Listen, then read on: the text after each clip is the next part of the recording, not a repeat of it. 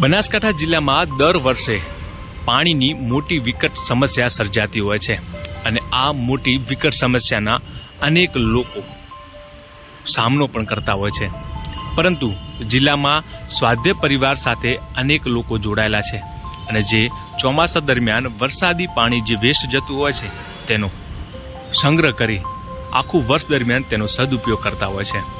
ત્યારે કાંકરેજના સલીમગઢ ખાતે રહેતા રામજીભાઈ પટેલ પણ વર્ષોથી વરસાદી પાણીનો સંગ્રહ કરી આખું વર્ષ દરમિયાન તેનો પીવા અને રસોઈ માટે ઉપયોગ કરી રહ્યા છે। મારું નામ પટેલ રામજીભાઈ ગણેશભાઈ, મુકામ સલીમગઢ, તાલુકો કાંકરેજ, જિલ્લો બનાસકાંઠા। મારા ઘરમાં પાંચ જણના કુટુંબ છે, સભ્યો છે અને હું વરસાદી પાણી પીવું છું।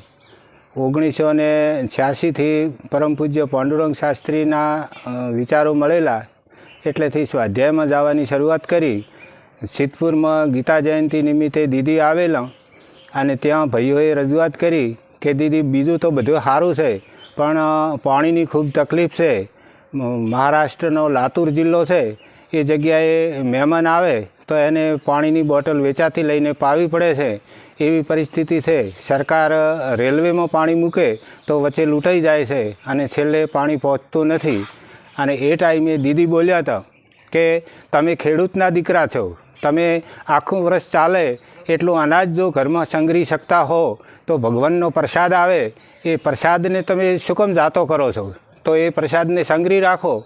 તો એના પછી મેં ઘરે આવી અને પાણીનું ટોકું બનાવ્યું તો 12 ફૂટ ઊંડું છે અને 6 ફૂટ પહોળું છે અને 13 પત્ર નાખેલા છે કલર કોટેડ, અને એને સાડી બનાવેલી છે પાઇપની, એટલે વરસાદ પહેલાં એને સાફ સફાઈ કરી નાખવાની, એક વરસાદે ધોઈ અને ચોખ્ખું કરી નાખવાનું, પાણી બધું બહાર જાય અને પછી જ બીજા વરસાદ આવે ત્યારે વાલ ખોલવાનો, એટલે આખું ટોકું ભરાઈ જાય અને ખાવામાં પીવામાં અને રસોઈ માટે એ પાણી વાપરવાનું, એટલે આખું વર્ષ ચાલી રહેશે।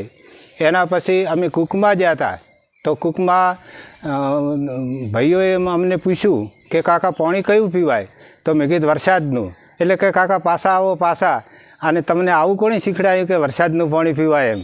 એટલે એમણે પ્રયોગ કર્યો અમારી સામે, 3 પાલા ગ્લાસમાં પાણી લીધું અને પાણી લઈ અને આરોના ગ્લાસમાં સર્કિટ કરી અને જોયું તો બિલકુલ ગોળો થતો જ નહોતો।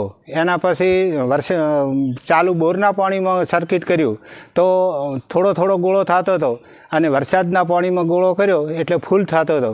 એટલે કે કાકા જો આ પાણીનો કેટલો પ્રતાપ છે અને તમે ખૂબ સમજણથી આ કામ લીધું છે, એટલે આ ખરેખર વરસાદનું પાણી તો અમૃત સમાન છે, ગંગાજળ સમાન છે, એટલે એ પાણી જ પીવાય। પછી ઘણા લોકો મારી પાસે સલાહ લેવા આવે છે અને ટોકા પણ બનાવ્યા છે, એટલે વરસાદનું પાણી તો અમૃત સમાન છે।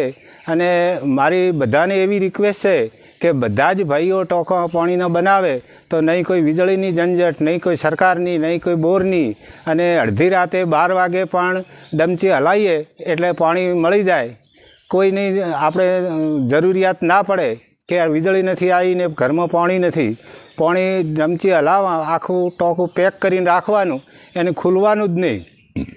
પ્રકાશ અને પવન આ 2 વસ્તુ જો એને સ્પર્શ ના થાય તો 5 વર્ષ સુધી પણ પાણી બગડતું નથી। એને બહાર કાઢી ડમચીથી અને જો ગળણાથી ગળાવ તો ગળણામાં પણ કશું આવતું નથી, ગળણી પણ ચોખ્ખી ચટ હોય છે।